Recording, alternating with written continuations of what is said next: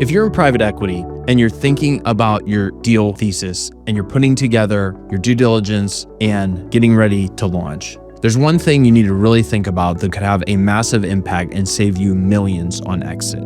I've seen it time and time again where private equity firms come up with a strategy, launch, and they get to year 3 and we're not ready to exit. We're not hitting our numbers. There's pressure from the board. There's pressure on the operating partner. There's pressure on everybody involved.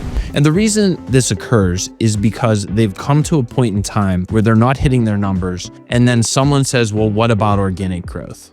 At this point, we've burnt all the dry powder that was created by the financial engineering. And we need a moment where organic growth is going to kick in. And maybe at this point in time, the board pauses investment. We're not going to buy additional units in the roll-up because we're not seeing performance executed. This becomes a difficult time. And usually what occurs in this time period is the CEO and the entire executive team is turned over and a new team comes in. Then there's another year delay because we've got to let that team have time to establish themselves and come up with a new plan to save the deal. Well, there's one way we can avoid this entire scenario by making growth marketing part of the planning process from day one.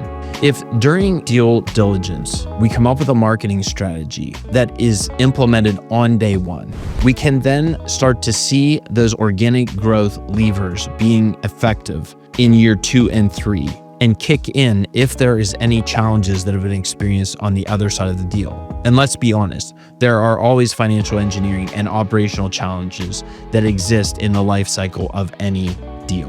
What we've seen is when companies invest in their marketing program and ensure they have organic growth strategies, they experience outsized performance and use marketing as a capital lever to impact EBITDA and exit multiples. Not that marketing solves everything and that every deal then exits in 3 years at 9x. But what we're seeing and have proven over time that this strategy works and it can provide needed growth at the right time to get the deal over the finish line and drive an exit.